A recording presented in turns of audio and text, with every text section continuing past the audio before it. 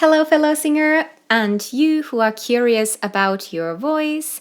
It's your vocal coach Mimi here, and in this video I will talk about nervousness, singer's shame, and why all of this affects your voice. Nervousness is a very human reaction, and we all experience it in one way or the other. Nervousness is a feeling of fear, worry, or apprehension that's usually connected to a certain situation, and it ends when the situation is over. It's a natural reaction to the body's stress response, fight or flight, which prepares you to deal with a perceived threat by increasing adrenaline production. When we get nervous, there are many symptoms we may experience, such as increased heart rate, shaking, blushing, rapid breathing, and sweating. These symptoms can make singing feel a bit shaky and unstable, but it is often the choking feeling in the larynx that makes it almost impossible for some people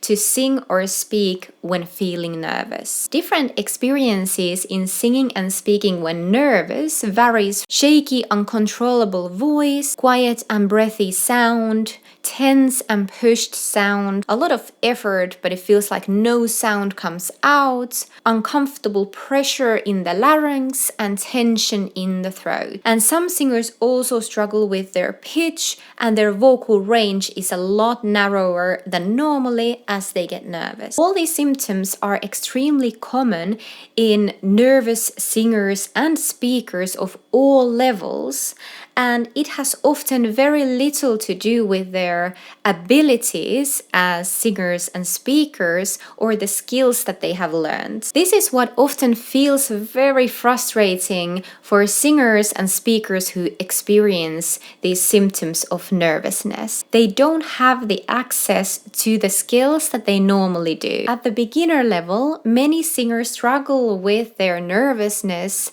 at a level that prevents them from practicing altogether and enjoying their voice even at home. This is a vicious cycle as they keep strengthening this idea that they don't have a great singing voice, even though it isn't even true. They haven't even given themselves a chance to explore what their singing voice could be after they overcome this nervousness and learn the technique. Whilst technique practice can build confidence in your voice, it is not often enough on its own, because for many, feeling nervous about using their voice is often rooted in the feelings of shame. It is important to understand where the nervousness comes from and how it affects the voice. This is how to truly build this quiet confidence with your voice so that you can enjoy singing and speaking no matter what skill level you are at, and without being constantly worried about making mistakes. Voice is produced in the larynx, where our vocal fold starts to vibrate due to the airflow and subglottic pressure. However, singing and speaking is not the primary function of our larynx. The primary function of our larynx is to close to protect the airways and open when we need to breathe. There are 3 different structures in the larynx that can close and open the larynx. So the choking feeling or the feeling that something is blocking your voice is very real, as there really is something getting in the way of your voice. When we feel nervous, our body goes into fight or flight mode. This stress response of our body triggers our larynx to close when we prepare to escape, flight, or freeze. When you get nervous, you might even realize that you are completely holding your breath. You may also feel that you are able to breathe, but it takes a lot of effort to push the sound out, and your voice may feel very pressured and tense. This is when the larynx is somewhat open, but the false vocal folds are constricting and preventing the sound from coming out freely. Even the slightest of hesitation before a challenging part of the song may trigger this constriction to happen in the larynx. You also may have heard terminology opening your throat, or sing with an open throat, or don't sing from your throat, which basically means this constriction in your throat. So we want the larynx to be open for us to get the sound out comfortably. And on top of all this, when we go into the fight or flight mode, our brain isn't functioning at the capacity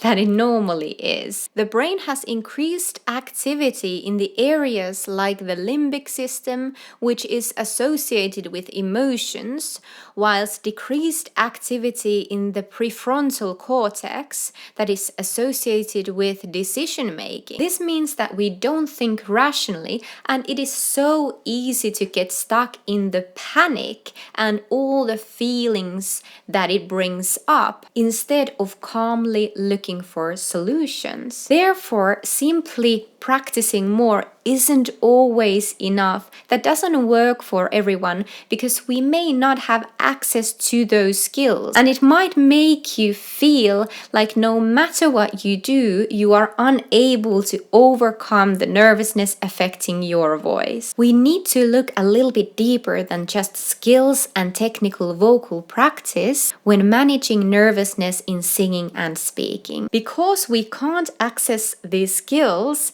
and simply just open the voice when we are in the fight or flight mode, we need to learn tools to calm down the body first, so that we can feel safe in the body. And only then we can use the vocal techniques we have learned to set the voice free. This is also where the topic singer's shame comes in as a vocabulary to understand where this strong nervousness is rooted and why it is more than just stage fright. Over time, this is a topic that seems relatable to almost all of the singers that I have worked with. Shame that is related to using your voice for singing. Singers' shame is an uncomfortable feeling of not being good enough and anticipating failing or being laughed at or criticized when singing. Many beginner singers carry the weight of a teacher telling them they are a bad singer for decades before having the courage to try again. What we have also agreed with my students, other singers, and basically anyone that I have talked about singing with is that singing is such a personal thing. Our voice is such a personal thing, and also that any criticism towards your voice is very difficult to separate from self. It has seemed to be also more acceptable for anyone to harshly criticize singing or even laugh at people because of how they sound, whether they know anything about singing or voice production or not. No wonder how many people are held back from practicing their singing skills, even though they would really love to learn. Not to mention how many of us are taught to be quiet, not to make noise or pull funny faces as kids. Luckily, this has started to change because we know more about voice and we are willing to learn more compassion towards ourselves and other people behind their voice, understanding that the voice is a complex combination of anatomy, physiology, training, and mind can be an empowering first step to get to truly know and unlock your voice. We can train not only the vocal technique but also our mind and let our body know that it is safe. It won't be a quick fix as our body stores our past experiences and all this tension creeps in so quickly before you even notice. But over time, through consistent, kind, and patient practice, our body will learn new ways. We are allowed to be hurt, to be a work in progress, and to make mistakes without shame. Not everyone has to aim to perform, yet everyone deserves to understand their voice and set it free. If all this is resonating with you, I would be happy to share the next steps on unblocking a nervous voice. So give me a shout in the comments if you are interested. And don't forget to subscribe to my channel Sing with Mimi to stay tuned. I will see you back here soon. Bye now. Bye bye bye.